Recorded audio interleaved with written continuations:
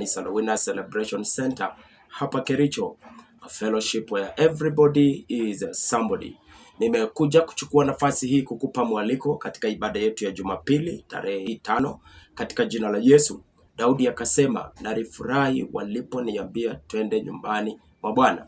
Niko hapa kukupatia mwaliko katika ibada yetu ya Jumapili hii katika jina la Yesu. Jumapili hii tunaendelea kuongea kuhusu baada ya kuokolewa na Kristo Yesu, ama baada ya kuokoka, basi unahitaji kukua kiroho. Bwana Yesu asifiwe sana.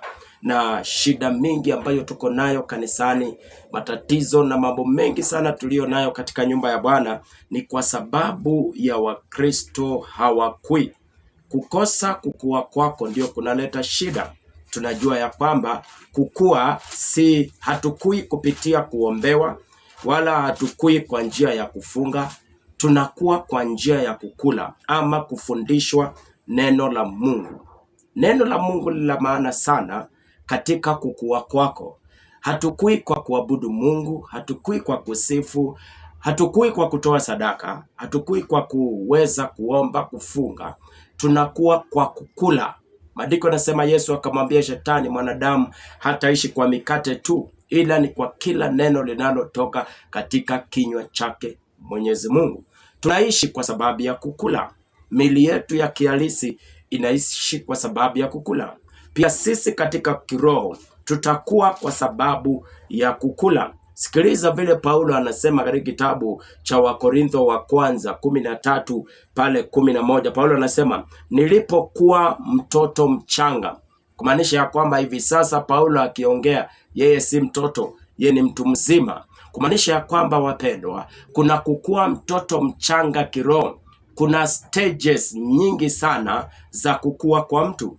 Kuna viwango vingi ambavyo tuko navyo. Anasema, "Nilipokuwa mtoto mchanga," nambari ya kwanza, nalisema kama mtoto. Jambo la kwanza anasema niliongea kama mtoto. Ya pili anasema niliwaza kama mtoto, nilifikiria kama mtoto, na pia anasema nilireason kama mtoto, nilifikiria kama mtoto. Lakini anasema kwamba, wacha tu nisome yote. "Nilipokuwa mtoto mchanga, nalisema kama mtoto mchanga, nalifahamu kama mtoto mchanga, nalifikiria kama mtoto mchanga.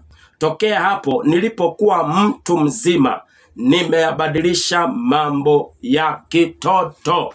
Paulo anaongea kuhusu akiwa mtoto mchanga, anaongea akiwa mtu mzima. Na anatuelezea kwamba kwa sababu alikuwa mtoto, reasoning yake, maongeo yake, fikra zake zilikuwa za kitoto.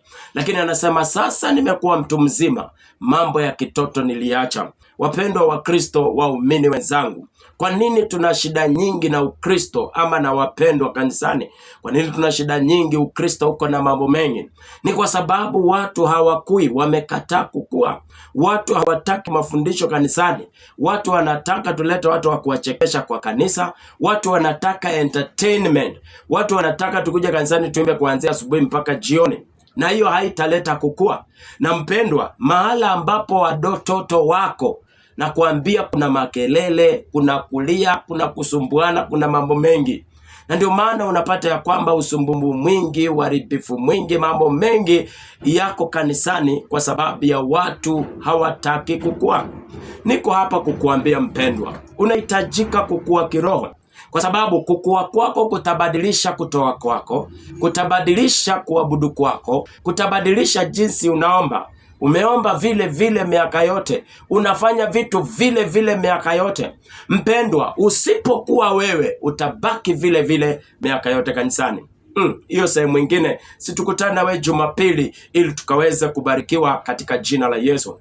Kanisa la Winner Celebration Center linapatikana Kericho Town, nyuma ya Chevron Supermarket, kwa uwanja wa Sowek Driving School. Ukija pale utapata jengo ambalo limejengwa na vioo. Hapo ndio tunakutana kwa sababu ya mafundisho, kwa sababu malengo yetu ni wewe ukue katika Kristo. Karibu, itakuwa ya baraka.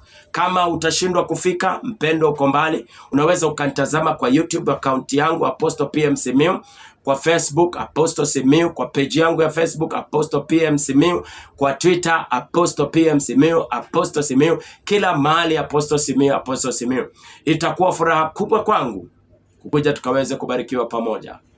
Amen.